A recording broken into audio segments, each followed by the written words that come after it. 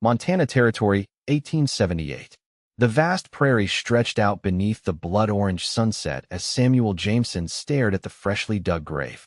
2 years of marriage wiped away by fever in a single week. The crude wooden cross bore a name carved by his own trembling hands. Eliza Jameson, beloved wife, 1855 to 1878. "I told you this land takes more than it gives," Samuel muttered, his voice barely audible over the prairie wind. At 25, his face still carried the smooth features of youth, though grief had etched lines around his eyes that made him look older. His wheat-colored hair fell across his forehead as he knelt by the grave one final time. Samuel's ranch sat on 50 acres of decent Montana grassland, enough to run a small herd and maybe grow something if the weather cooperated. He had built the 2-room cabin with his own hands, adding a second bedroom when he and Eliza had talked about starting a family. Now that room stood empty, a monument to dreams that would never be. "No sense in loving anything out here," he told his horse as he mounted up. "The frontier just takes it away." That conviction hardened in Samuel's chest as he rode back to his silent cabin. A man survived on the frontier by keeping his head down, his gun loaded, and his heart guarded. Eliza had been the exception, the one softness he had allowed himself, and look what had happened. The lesson was clear. The frontier was no place for love, just survival. Yet the ranch needed tending. 50 head of cattle and 10 acres of wheat wouldn't manage themselves. Samuel worked from dawn until dusk, pushing his body until exhaustion granted him dreamless sleep. When neighbors from miles around came to offer condolences, he nodded politely and sent them on their way. When the preacher suggested he find companionship before the loneliness sets in, Samuel merely smiled tightly and changed the subject. The truth was, Samuel had no intention of ever risking his heart again. The frontier had taught him its harsh lesson. He would live, work, and eventually die alone on this patch of Montana soil. It was safer that way. 3 months after the funeral, Reverend Miller stopped by with the mail from town. "Letter came for you," he said, handing over an envelope. "Postmarked St. Louis." Samuel frowned, unable to recall anyone he knew in St. Louis. The letter was from a Mrs. Bentley, responding to his advertisement for a mail-order bride. An advertisement he had never placed. What in tarnation? Samuel muttered, scanning the flowery script. According to Mrs. Bentley, her niece would arrive by stagecoach in 2 weeks' time. Samuel stormed into town the next morning, his mood as dark as the thunderheads gathering on the horizon. He found Reverend Miller at the general store. "You placed an advertisement for a mail-order bride in my name?" Samuel demanded, waving the letter. Reverend Miller didn't even have the decency to look ashamed. "I did, with the help of Mrs. Henderson at the telegraph office." "You had no right," Samuel said, his voice dangerously low. "Perhaps not," the older man conceded. "But someone had to do something. You're withering away out there, son. A man wasn't meant to live alone, especially not a young man with his whole life ahead of him. My life is my own business. Not when you've got 50 head of cattle, good land, and neighbors who care about you," Reverend Miller replied evenly. "The girl's already on her way. Name's Sophia Bentley. Her aunt says she's of good character, educated, and willing to work hard." "Send her back," Samuel insisted. "With what money? She's using her last dollars to get here." Samuel cursed under his breath. "This is interfering, plain and simple. Call it what you will. That girl arrives in 12 days. The Reverend's expression softened. "Samuel, Eliza wouldn't want." "Don't," Samuel cut him off. "Don't tell me what she would want." He left town with provisions and a burden heavier than any he'd carried since the funeral. A mail-order bride. Some city girl with romantic notions about frontier life who would likely turn tail and run at the first blizzard or Indian scare. He had no use for such complications. Yet as the days passed, Samuel found himself repairing the unused bedroom and checking his supplies. He told himself it was simple courtesy. He'd send the girl back east at the first opportunity, but he couldn't leave her without shelter in the meantime. Nothing more. The stagecoach arrived on a Tuesday, billowing dust across Main Street as it rolled to a stop. Samuel stood awkwardly among the small crowd that always gathered for the twice-monthly coach. He had bathed, trimmed his light stubble, and put on his one good shirt, telling himself it was merely proper respect, not preparation to meet a potential wife. When she stepped down from the coach, Samuel's carefully constructed indifference wavered slightly. Sophia Bentley was not what he had expected. She stood about 5'4", with chestnut hair neatly arranged beneath a modest blue bonnet. Her traveling dress, though simple, was well made, and she carried herself with quiet dignity. At 20 years old, her face held both youthful beauty and a certain wariness that suggested she knew something of life's hardships. Their eyes met across the dusty street. Hers were a striking blue-green that reminded Samuel of the mountain lakes high in the Rockies. For a moment, neither moved. Then Samuel stepped forward, removing his hat. "Miss Bentley," he asked, his voice rougher than he intended. "I'm Samuel Jameson." Sophia's eyes widened slightly. "Mr. Jameson," she replied, her voice carrying just a hint of an accent he couldn't quite place. "Southern, perhaps, but refined. I'm pleased to finally meet you." Samuel helped collect her 2 small trunks from the coach. "I should tell you straight away there's been a misunderstanding," he began as they walked toward his wagon. "I didn't place that advertisement. The Reverend took it upon himself to meddle in my affairs." Sophia stopped walking. "I see," she said, her face carefully composed despite the color rising in her cheeks. "So you're not seeking a wife?" "No, ma'am, I am not." Samuel shifted uncomfortably under her steady gaze. "My wife passed 3 months ago. Fever." Something flickered in Sophia's eyes. Understanding, perhaps, or her own private grief. "I'm very sorry for your loss, Mr. Jameson." "Thank you." Samuel cleared his throat. "I'll provide you lodging until you decide what you want to do. There's a small town forming here. Might be they need a schoolteacher or such." "That's very kind," Sophia replied. But Samuel could see the calculation behind her eyes. A single woman had limited options on the frontier, and they both knew it. The ride to the ranch passed in uncomfortable silence. Samuel noticed how Sophia took in the vast landscape with curious eyes, how she straightened her spine when they hit rough patches in the trail. Not once did she complain about the heat or the dust or the hard wagon seat. When they crested the final hill, Samuel's ranch came into view. The sturdy cabin with smoke curling from the chimney, the corral with horses milling about, the barn he'd expanded last spring, and beyond, the cattle grazing on the gentle slopes. "It's lovely," Sophia said, and there was genuine appreciation in her voice. Samuel grunted acknowledgement as he guided the wagon to the cabin. "It's 50 acres. Good water from the creek year-round. Winters are harsh, though." Inside, Samuel showed her to the second bedroom. "You can stay here. I'll sleep in the barn until we sort things out." "That won't be necessary," Sophia protested. "I wouldn't put you out of your home." "It's no trouble," Samuel insisted, desperate to maintain proper boundaries. That evening, they shared an awkward meal of beans, cornbread, and coffee. Samuel noticed that despite her apparent refinement, Sophia ate with the practical appetite of someone who didn't take food for granted. "May I ask where you're from originally?" Samuel finally broke the silence. Sophia hesitated, her fork pausing halfway to her mouth. "St. Louis, most recently. Before that, Georgia. Long way from Georgia to Montana territory." "Yes," she agreed, offering nothing more. Samuel didn't press. Everyone on the frontier had stories they preferred not to tell. Most folks respected that unspoken rule. "I can cook," Sophia said, changing the subject. "And so, I'm also reasonably good with figures, if you need help with accounts." "I manage," Samuel replied, more curtly than he intended. "Of course." Sophia nodded, falling silent again. That night, as Samuel bedded down in the barn despite Sophia's protests, he told himself this arrangement was temporary. A week, perhaps 2. Then he'd help her find a position elsewhere or maybe purchase her passage back east. The last thing he needed was a woman in his home, reminding him daily of what he'd lost, what he'd vowed never to risk again. Yet as days passed, Samuel found it increasingly difficult to maintain his emotional distance. Sophia proved herself industrious and practical.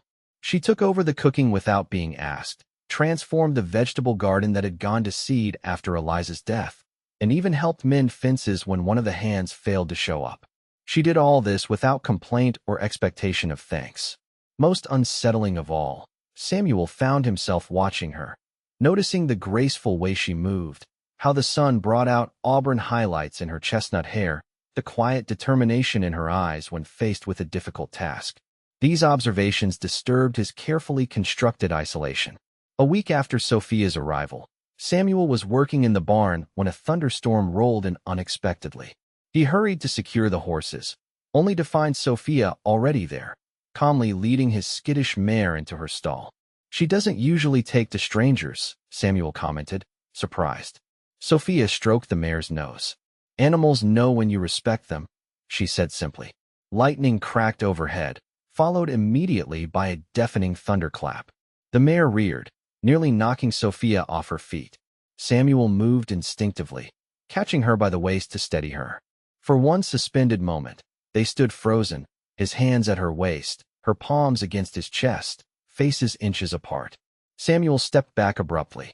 "We should get inside before it gets worse," he muttered, turning away to hide the unwelcome warmth spreading through him. The storm intensified as evening fell. Rain pounded the cabin roof while wind howled through every crack in the walls. Samuel sat at the table going over figures in his ledger while Sophia mended a shirt by lamplight. "This storm reminds me of hurricane season back home," Sophia remarked. "You miss it, Georgia?" Samuel asked, surprising himself with his curiosity. Sophia's hand stilled. "Sometimes. But there was nothing left for me there after the war." "The war? Of course. So many displaced by that terrible conflict. So many lives uprooted and families destroyed." Samuel didn't need to ask for details. "I understand," he said simply. Sophia's eyes met his. "I believe you do." Something shifted between them in that moment. A recognition of shared loss, perhaps, or simply the comfort of being understood without explanation. The next morning dawned clear and bright. Samuel rose early and headed to the barn, only to find chaos. The storm had torn part of the roof off, soaking hay and frightening the animals. As he assessed the damage, Sophia appeared beside him, already rolling up her sleeves. "What can I do to help?" she asked. Together, they worked through the morning, salvaging dry hay, calming the horses, beginning repairs. Samuel couldn't help but notice how naturally they fell into rhythm with each other, how Sophia anticipated his needs without being told, passing tools, or holding boards exactly when required. By midday, the immediate crisis was handled. They sat on a bench outside the barn, sharing a canteen of water. "You've done this before," Samuel observed. "Ranch work." Sophia took a drink before answering. "My father had a small farm. Before the war." "Did he teach you about horses?" A shadow crossed her face. "Among other things." Again, that hint of something hidden. Samuel found himself increasingly curious about the parts of her story Sophia didn't tell. That afternoon, a rider approached the ranch, Jim Henderson from the neighboring property, his horse at a gallop. "Samuel," he called, reining in. "There's trouble. Rustlers hit the Wilsons' place last night. Took half their herd and left Tom with a bullet in his shoulder." Samuel's face hardened. Which direction were they headed? "North, along the creek. Sheriff's putting together a posse. Meeting at Wilson's in an hour." Samuel nodded grimly. "I'll be there." As Henderson rode off, Samuel turned to find Sophia watching him with concern. "I need to go," he said, already moving toward the house for his rifle. Sophia followed. "How many men in this gang?" "Reports say 4 or 5. They've hit 3 ranches in the county this month." "And how many in the posse?" Samuel paused, understanding her concern. 6, maybe 7 if the Millers can spare their oldest boy. Sophia's face was troubled as Samuel checked his Winchester and pistol. "When will you return?" "Hard to say. Could be tomorrow, could be a few days if we have to track them far." He was surprised by her evident worry. Most frontier women simply accepted such dangers as part of life. As he saddled his horse, Sophia approached with a small package. "Bread and jerky," she explained, "in case the trail runs long." Something tightened in Samuel's chest at the simple gesture of care. "Thank you," he said, unable to meet her eyes as he tucked the package into his saddlebag. "Samuel," Sophia said quietly, "please be careful." He nodded, finally looking at her. "Mind the rifle above the door. If anyone comes who isn't me, I know how to shoot," she interrupted, her expression resolute. Of course she did. Another piece of her mysterious past. The posse tracked the rustlers for 2 days, finally cornering them in a box canyon near the mountains. The ensuing gunfight left one rustler dead, another wounded, and the sheriff with a grazed arm. Samuel emerged unscathed but bone-weary as they drove the recovered cattle back toward civilization. It was past midnight when he finally approached his ranch. A light still burned in the cabin window, and as he dismounted, the door opened to reveal Sophia, rifle in hand. "It's just me," he called softly. Relief washed over her face as she lowered the weapon. "Are you hurt?" "No. Tired is all." Inside, he found hot coffee waiting and stew keeping warm on the back of the stove. As Samuel ate, he recounted the confrontation. Sophia listened intently, her face betraying both concern and something like pride. "You should get some sleep," she said when he finished eating. "You look ready to drop." Samuel nodded, suddenly too exhausted to maintain his usual guardedness. "Thank you. For waiting up. For the food. For—" he gestured vaguely, unable to articulate the comfort of coming home to someone who cared whether he returned. Sophia smiled softly. "You're welcome, Samuel." That night, for the first time since Eliza's death, Samuel slept in his own bed rather than the barn. Something had changed during his absence, a silent acknowledgement that whatever their arrangement was, it had evolved beyond mere convenience. The following weeks brought a gradual thawing in Samuel's carefully maintained isolation. He found himself telling Sophia about the ranch's history, about his dreams for expanding the herd. She shared small pieces of her own past, her love of books, her skill with herbal remedies learned from her grandmother, her father's stubborn pride that had cost them dearly during the war. Yet Samuel sensed she still held something back, something significant that shadowed her eyes when she thought he wasn't looking. He didn't press. Everyone had the right to their secrets, especially out here. One evening in late summer, Reverend Miller rode out to the ranch, ostensibly to check on their welfare. His knowing smile when he saw the flourishing garden and the new curtains in the windows made Samuel uncomfortable. "Miss Bentley has certainly brought improvements to your home," the Reverend observed as they stood outside. "She's been helpful," Samuel acknowledged stiffly. "And your arrangement? It continues to be temporary." Samuel frowned. "That's not your concern, Reverend." "Perhaps not," Miller conceded. "But may I point out that a young woman living unchaperoned with a man to whom she is not married is the subject of some talk in town. People should mind their own business. That's not the way of small communities, as you well know." The Reverend's expression turned serious. "Samuel, if you intend for Miss Bentley to remain, you should consider regularizing the situation. For her reputation, if nothing else." The suggestion unleashed a storm of conflicted emotions in Samuel. Marriage had not crossed his mind, or rather, he had deliberately avoided considering it. His vow never to risk his heart again still stood. Yet he couldn't deny that Sophia's presence had become necessary somehow. The thought of her leaving left a hollow feeling in his chest. That night, Samuel sat on the porch long after Sophia had retired, wrestling with his thoughts. The emotional walls he had built after Eliza's death were crumbling, and it terrified him. Loving someone meant giving them the power to destroy you when they inevitably left, through death or betrayal or simple misfortune.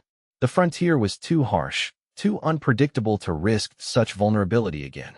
Yet each morning when he saw Sophia at the stove, humming softly as she prepared breakfast, something in him yearned for more than mere coexistence.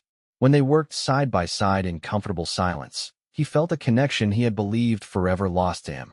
And at night, when they sat by the fire reading or talking, he found himself studying her face, memorizing the way firelight played across her features. The next day brought unexpected visitors, 3 riders approaching from the east, 2 men and a woman, all well-dressed despite the dust of travel. Samuel was mending a bridle on the porch when they arrived. Something about their deliberate approach raised his hackles. "I'm looking for the Jameson ranch," the older man called. His accent was distinctly southern, his bearing aristocratic despite his trail-worn appearance. "This is it," Samuel replied cautiously. "I'm Samuel Jameson. Colonel Robert Blackwell." The man introduced himself with a slight bow from horseback. "This is my son Thomas and my daughter Caroline. We're looking for a young woman who may have passed this way. Sophia Burke is her name." Samuel's hand moved instinctively closer to the pistol at his hip. "Don't know anyone by that name." The younger man, Thomas, leaned forward in his saddle. "Pretty girl, 20 years old. Chestnut hair, blue-green eyes. Might be using another name." Samuel kept his expression neutral despite his racing heart. "Can't help you. Not many young women out this way." Colonel Blackwell's eyes narrowed. "We have information she arrived by stagecoach some weeks ago." The driver remembered her quite clearly. Lots of folks pass through. They don't all stay. The tense standoff was interrupted by the cabin door opening. Sophia stood frozen in the doorway, her face draining of color as she took in the visitors. Sophia, Caroline Blackwell breathed, dismounting quickly. Thank God we've found you. Samuel turned to Sophia, whose eyes were wide with fear. You know these people? He asked quietly. Before she could answer, the colonel's authoritative voice cut through the air. Of course she knows us. Sophia Burke is my son's wife. The words hit Samuel like a physical blow. He stared at Sophia, whose face confirmed the truth of the claim even as tears filled her eyes. Samuel, I can explain, she began, her voice barely above a whisper. There's nothing to explain, Thomas Blackwell interrupted, dismounting and approaching the porch. You're my wife under the laws of Georgia and the United States. Your little adventure is over. Samuel's world narrowed to a pinpoint of betrayal and shock. Wife. She was already married. Every moment, every conversation, every growing feeling, all built on a foundation of lies. Is it true? Samuel demanded, his voice harsh even to his own ears. Sophia straightened her shoulders despite the tears tracking down her cheeks. Yes, she admitted. But it's not what you think. Colonel Blackwell stepped forward. What is there to think, young man? She ran away from her lawful husband, stole family heirlooms, and has been hiding these 3 years. We've finally tracked her down to bring her home where she belongs. Samuel looked from the colonel to Sophia, whose expression had shifted from fear to a quiet, desperate resolve. I think, Samuel said slowly, that I need to hear Miss Bentley's, Mrs. Blackwell's, version of events. There's nothing to, Thomas began, but his father silenced him with a gesture. By all means, the colonel said with cold politeness. Let the girl speak. It changes nothing. Sophia took a deep breath. I was 16 when they arranged my marriage to Thomas. My father owed the Blackwells money. I was the payment. Her voice grew stronger as she continued. I endured 8 months of marriage before I fled. And yes, I took my mother's jewelry. It was all I had left of her. Thomas laughed harshly. Such dramatics. You were given every comfort except basic human kindness, Sophia cut in, a flash of steel beneath her fear. Your son has a temper, Colonel, and the bruises to prove it were hidden beneath fine dresses. The revelation struck Samuel like lightning. The careful way Sophia sometimes moved, the flinch when he made sudden movements in their early days together, signs he had attributed to general wariness now revealed as something far darker. Caroline Blackwell stepped forward, her expression troubled. Sophia, please. Whatever happened, we can make it right. Come home. The war is over. Things are different now. Are they? Sophia challenged. Has Thomas changed? Has your father stopped viewing people as property to be acquired or discarded? The colonel's face hardened. Enough of this spectacle. Sheriff's office is in town, I presume? We'll sort this out legally if you insist on being difficult. Samuel stepped between Sophia and the Blackwells. I think you should leave my property now. This doesn't concern you, Thomas snapped. The woman living under my roof concerns me very much, Samuel replied, his voice dangerously quiet. Colonel Blackwell assessed Samuel with cold calculation. We'll return tomorrow with the sheriff. Be sensible, Sophia. Don't make this uglier than it needs to be. The Blackwells mounted and rode away, leaving a heavy silence behind them. Samuel couldn't bring himself to look at Sophia. You lied to me, he finally said. All this time. Yes, Sophia acknowledged, no excuses offered. Were you ever going to tell me? I wanted to. But how do you tell someone that you're a runaway wife? That you're living in constant fear of being found? She stepped closer. Samuel, please look at me. Reluctantly, he turned to face her. The pain in her eyes matched his own. Everything else I told you is true, she insisted. Where I'm from, my father's farm, my skills and knowledge. Just not my full name or the marriage. A marriage that's still legally binding, Samuel pointed out, the words bitter in his mouth. Yes. Samuel pushed a hand through his hair in frustration. Why here? Of all places, why did you come to my ranch? I didn't choose you specifically, Sophia explained. I needed to disappear somewhere remote. When I saw the advertisement for a mail-order bride in Montana Territory, it seemed safe. Far from Georgia, with a new name and purpose. The irony was almost too much to bear. Samuel had never wanted a mail-order bride. Sophia had never intended to be one. Yet here they stood, caught in a web of circumstance neither had chosen. "What will you do now?" Samuel asked. Sophia's hands twisted together nervously. "I don't know. If I run again, they'll just keep searching. Thomas is persistent, and the law is on his side." The unfairness of it struck Samuel like a physical blow. After everything Sophia had endured, escaping an abusive marriage, building a new life, working tirelessly beside him these past weeks, to be dragged back simply because a piece of paper said she belonged to someone else was unconscionable. "Stay here tonight," Samuel said finally. "We'll figure something out in the morning." That night, neither slept. Samuel paced the small living area while Sophia sat motionless in a chair by the fire, her face drawn with fear and resignation. "If I had money," she said suddenly, breaking hours of silence, "I could go to California, maybe even further, Oregon, Washington Territory, and live looking over your shoulder forever." Samuel shook his head. "That's no life. What choice do I have? A court won't void the marriage. Not without proof of his cruelty. And that's just my word against the respected Blackwell family." Samuel stopped pacing, a desperate plan forming in his mind. What if there was another option? What if you were already remarried when they found you? Sophia looked up sharply. "What do you mean?"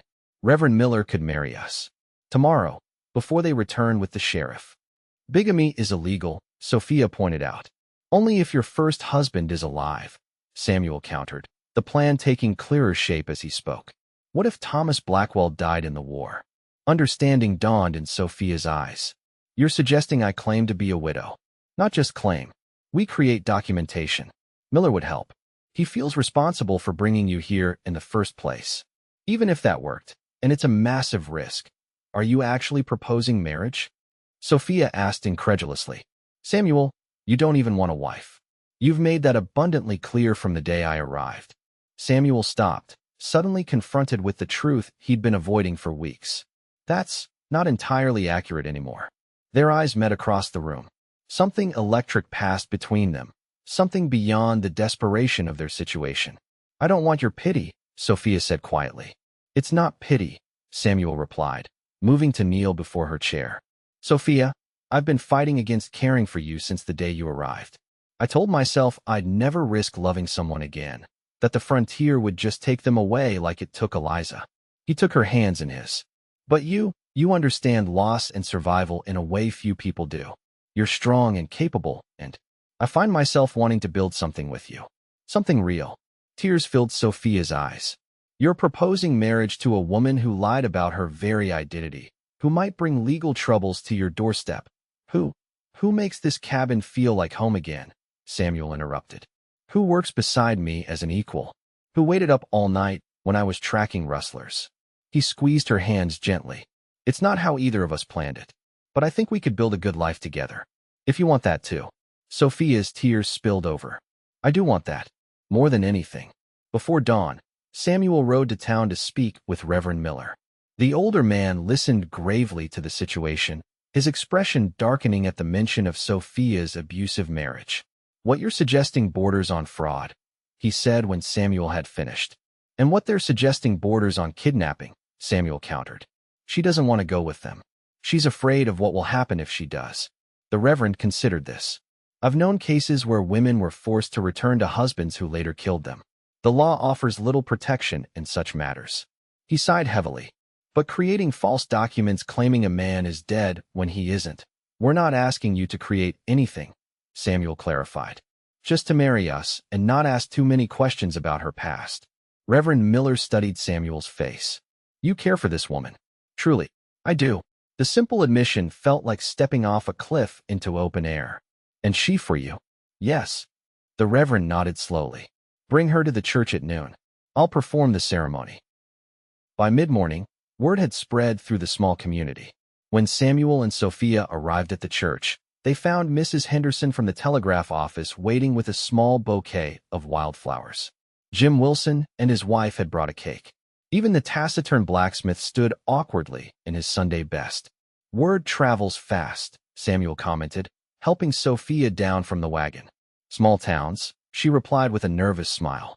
She wore her best dress, a simple blue cotton that brought out the color of her eyes. Her chestnut hair was arranged in an elegant knot at the nape of her neck, adorned with a single white flower. Samuel couldn't take his eyes off her. Whatever had begun as a practical solution to a desperate situation had transformed into something deeply meaningful as they prepared that morning. The thought of Sophia as his wife, truly his wife, filled him with both terror and elation. Inside the small church, Reverend Miller waited at the altar. The handful of community members filled the first few pews, creating an unexpected celebration from what had been planned as a quiet, urgent ceremony. As Samuel took Sophia's hand to lead her down the aisle, the church door burst open. Colonel Blackwell stood framed in the doorway, his son and daughter behind him. The sheriff, looking uncomfortable, brought up the rear. "This is highly irregular," the colonel announced, striding forward. "Sheriff, I demand you put a stop to this immediately." The sheriff stepped forward reluctantly. "Ma'am," he addressed Sophia, "these folks claim you're already married to this young man." He nodded toward Thomas. Before Sophia could answer, Mrs. Henderson rose from her seat. "That's impossible, Sheriff. Miss Bentley is a widow. Her husband died at Gettysburg." Samuel shot the older woman a surprised look. Mrs. Henderson winked almost imperceptibly. "That's a lie," Thomas sputtered. "I'm very much alive, as you can see."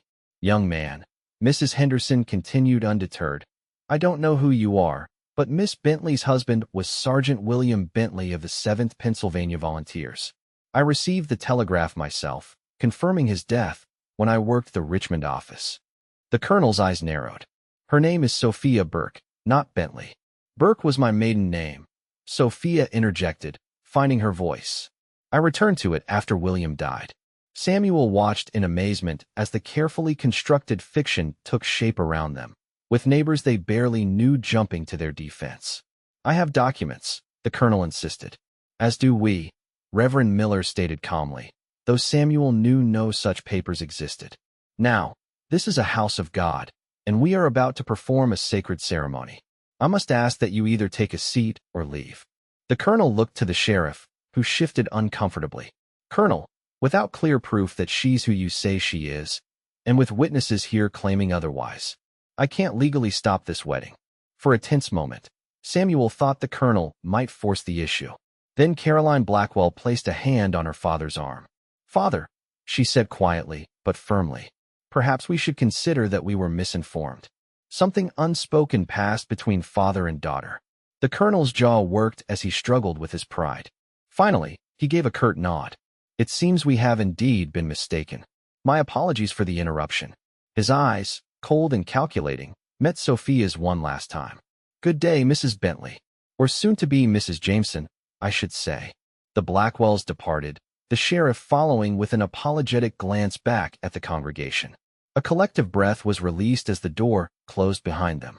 "Well," Reverend Miller said into the silence, "shall we proceed?" The ceremony itself was brief and simple. Samuel found himself focusing on the warmth of Sophia's hand in his, the slight tremble in her voice as she repeated her vows, the brilliant smile that transformed her face when he slipped a simple gold band onto her finger, his mother's ring, the only family heirloom he possessed. "I now pronounce you husband and wife," Reverend Miller declared. "What God has joined together, let no man put asunder." The small congregation erupted in cheers and applause. As Samuel leaned down to kiss his bride, he felt something long frozen within him finally begin to thaw. The Blackwells left town that afternoon, but Samuel and Sophia remained vigilant for weeks, half expecting them to return with lawyers or more convincing documentation. Gradually, as summer gave way to fall with no sign of them, they began to relax into their new life together. Their wedding night had been tentative, both of them aware of the strange circumstances that had brought them together. But as days passed, genuine affection blossomed into deeper passion. Samuel discovered that loving Sophia wasn't a betrayal of Eliza's memory, but a continuation of life itself, the very thing Eliza would have wanted for him. For Sophia, Samuel's gentle strength proved that not all men wielded power as a weapon. His patient respect, his quiet support as she gradually shared the full extent of her past trauma, helped heal wounds she had believed would never mend. By the time winter descended on the Montana prairie, the Jameson ranch had transformed. The cabin boasted new shelves filled with books, curtains at every window, and the constant aroma of home-cooked meals. The second bedroom they had once avoided discussing was being prepared for a different purpose, one they both hoped would be fulfilled in the coming year. On Christmas Eve, snow fell softly outside while Samuel and Sophia sat before the fire. She was knitting something small, a baby's blanket, though it was too early to know if they'd need it. Samuel watched her hands move rhythmically, marveling at how this woman had dismantled his carefully constructed isolation. "Do you ever regret it?" Sophia asked suddenly, looking up from her work. "Marrying me under such circumstances?" Samuel considered the question seriously. "Do you remember what I told you the day you arrived? That the frontier takes more than it gives." Sophia nodded. "I believe that with my whole heart," Samuel continued. "After Eliza died, I convinced myself that loving someone was just setting yourself up for loss. That the only way to survive out here was to keep your heart guarded." He reached over to take her hand. "You proved me wrong. Yes, the frontier takes. It's harsh and unforgiving. But it also gives second chances, new beginnings. You and I both came here running from something, and somehow found exactly what we needed." Sophia's eyes shimmered with unshed tears. "I was so afraid for so long. Always looking over my shoulder, never trusting anyone. Even after I arrived here, I kept waiting for everything to fall apart. And now," a slow smile spread across her face, "now I'm planning for spring planting, for expanding the herd, for children." Her hand drifted unconsciously to her stomach.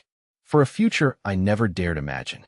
Samuel moved to kneel beside her chair, just as he had the night he'd first proposed. "I love you, Sophia Jameson. Not despite your past, but including it. Everything that happened made you the woman you are, the woman who brought my heart back to life. And I love you," she whispered, framing his face with her hands, "for seeing me, the real me." Outside, the Montana winter howled with all its usual fury. But inside the Jameson cabin, the warmth of newfound love created a shelter stronger than walls of wood and stone. Two hearts, once broken by the harshness of the frontier, had found in each other not just survival, but true belonging. Samuel's eyes drifted to the empty bedroom across the hall, the room that had once represented loss and grief, now transformed into a promise of future joy. By next Christmas, God willing, a child's laughter might fill these rooms. The family he had once given up hoping for was taking shape before his eyes. As the snow continued to fall, Samuel held his wife close, marveling at how the frontier that had taken so much from both of them had, in the end, given them their greatest gift, each other.